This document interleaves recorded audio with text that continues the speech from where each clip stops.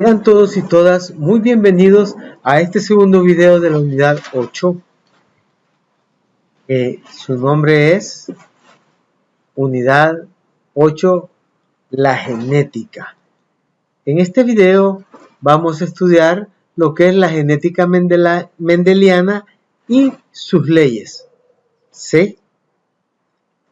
En un primer momento vamos a plantear la teoría de cómo Mendel trabajó, quién era Mendel, qué fue lo que hizo, y después de ver todo lo que hizo, vamos a sistematizarlo y presentarlo ya como leyes.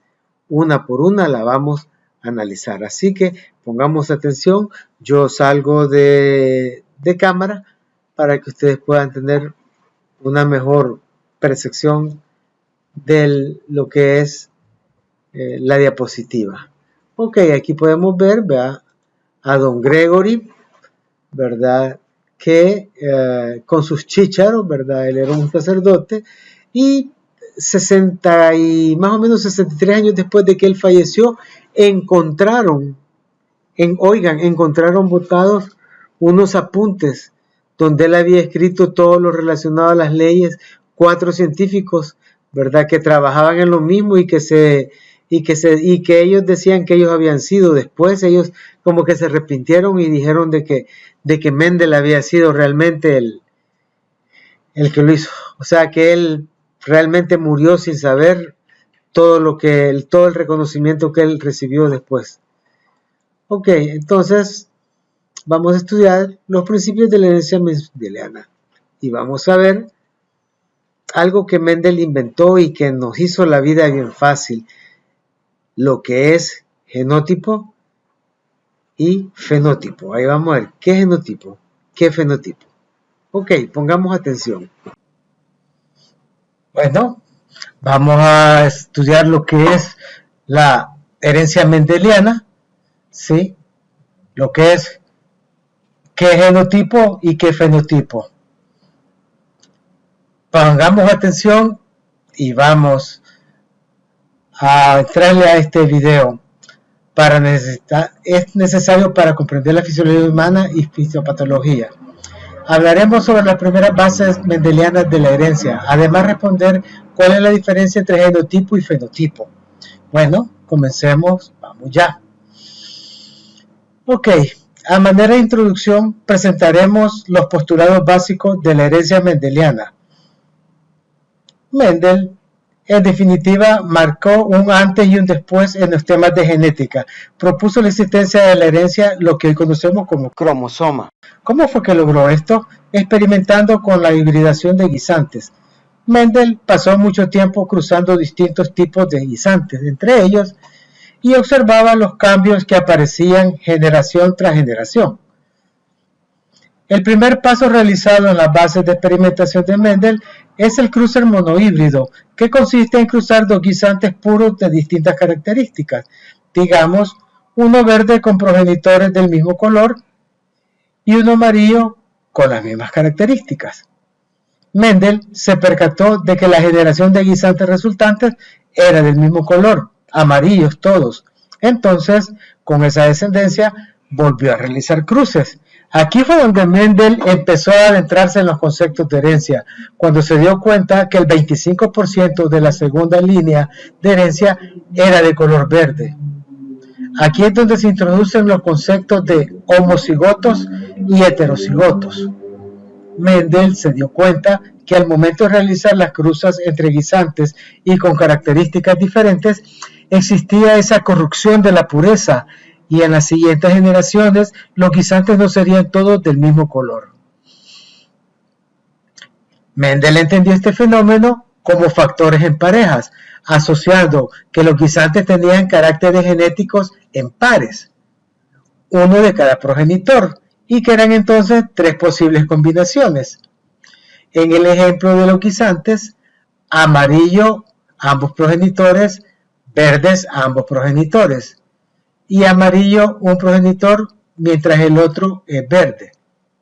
De la mano de este concepto entendió también la existencia de la dominancia y de la recesividad. siendo esto que cuando dos factores distintos responsables de un carácter dado se encuentran en un individuo, uno de los factores domina sobre el otro. Entendiéndolo con nuestro ejemplo, el amarillo sería el dominante, ya que se manifestó en un 75% de las cruzas de la primera generación. Finalmente, Mendel sugirió una segregación en los caracteres genéticos. Este afirmaba que en la formación de los gametos, los factores emparejados se separan o segregan al azar, de tal manera que cada gameto recibe uno u otro con igual probabilidad. Esto significa que el progenitor tendrá un 50% de probabilidad de heredar ya sea el carácter dominante o el carácter recesivo del progenitor. Resumamos los tres conceptos en el siguiente esquema. Consideraremos la letra con mayúscula A como los guisantes amarillos y la letra minúscula A como los verdes. En el principio de factor en pareja está demostrado con las letras en mayúscula AA, una mayúscula y una minúscula A y doble minúscula A, estas siendo las tres posibilidades de progenitores que comentábamos anteriormente. El concepto de dominancia lo veremos con la capitalización de la letra. El amarillo es el dominante y por eso es el que hemos designado la mayúscula, mientras que el verde es el recesivo y tiene la minúscula. Muy bien. ¿Qué pasaría si simuláramos gráficamente el experimento de Mendel? Primeramente cruzaríamos dos guisantes puros, siendo estos AA mayúscula y AA minúscula, para referirnos al amarillo y verde respectivamente. Usaremos el siguiente cuadro para comprender el concepto de segregación.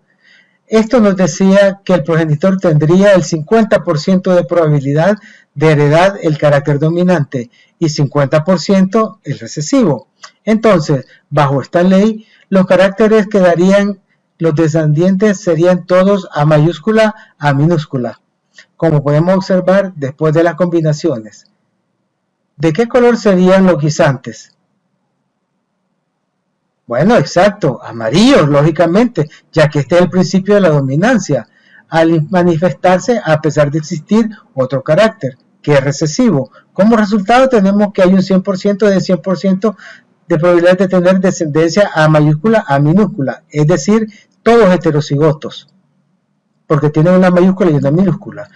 Ahora, ¿qué sucedería si cruzáramos a esta primera generación? Veámoslo. Podemos darnos cuenta de que los caracteres ahora son bastante diferentes debido a la segregación.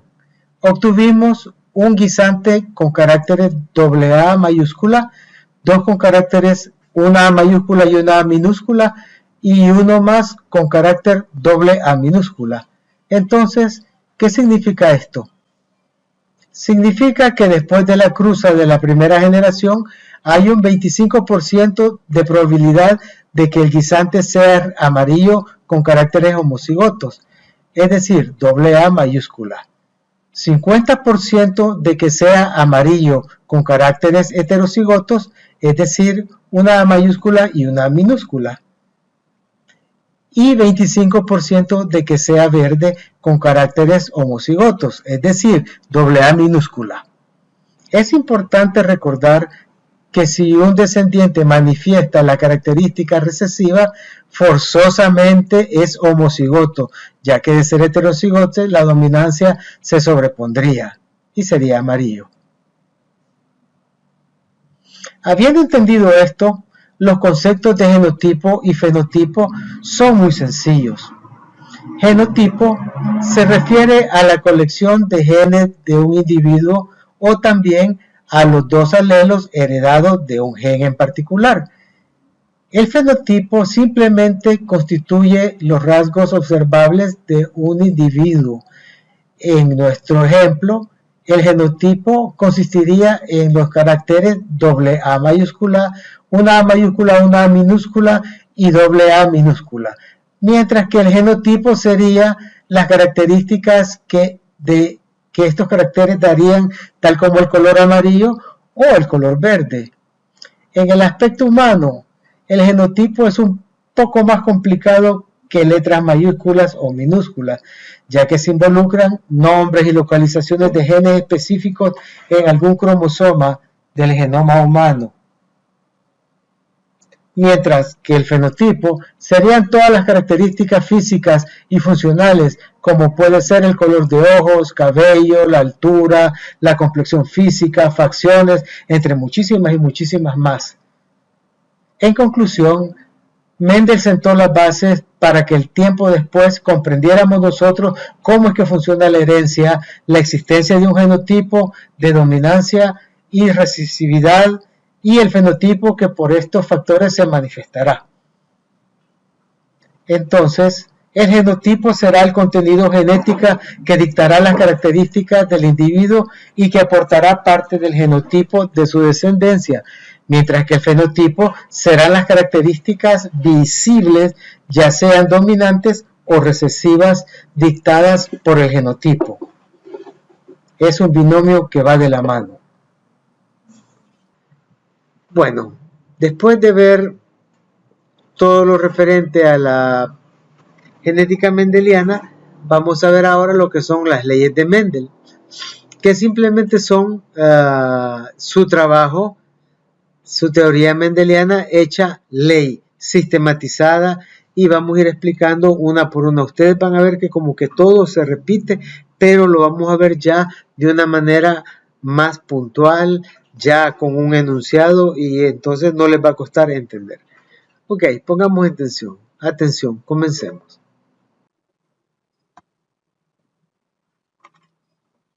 Este señor aquí es Gregor Mendel, como ya lo vimos, un monje agustino católico y naturalista aficionado a la jardinería, y que en 1825 y 1866 publicó lo que sería el origen de la teoría de la herencia genética, las leyes de Mendel, sentando así las bases de la genética moderna.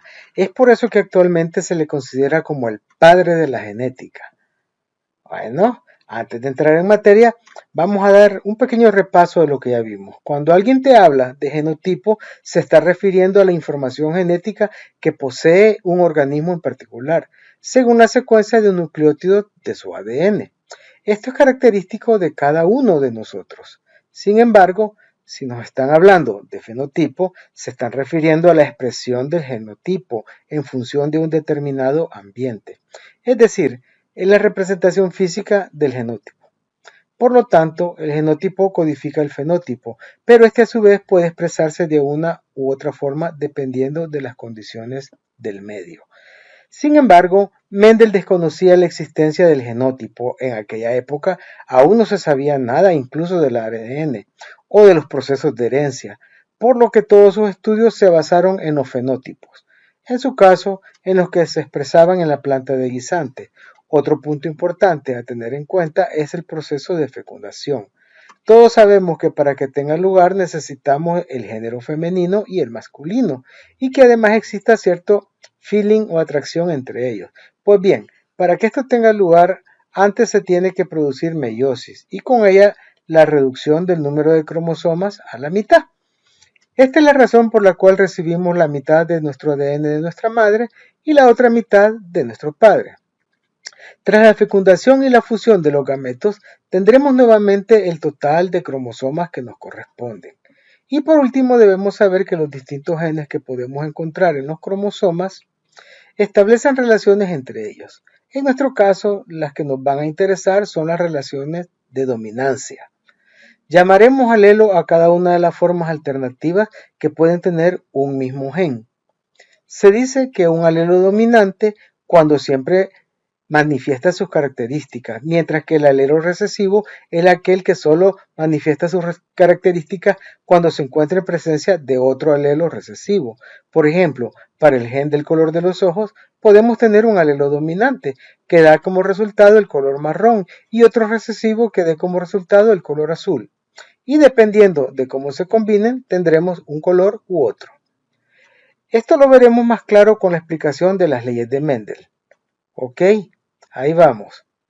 Primera ley de Mendel o principio de la uniformidad de los heterocigotos de la primera generación filial. ¿Qué es esto? Esta ley nos viene a decir que si cruzamos dos razas puras u homocigotas, es decir, que tengan dos alelos dominantes o dos alelos recesivos para un determinado carácter, por ejemplo, En el caso del color de los guisantes, como carácter, en nuestro ejemplo, el alelo verde como dominante y el alelo amarillo como recesivo. Obtendremos descendientes o hijos que serán todos iguales entre sí, tanto fenotípica como genotípicamente.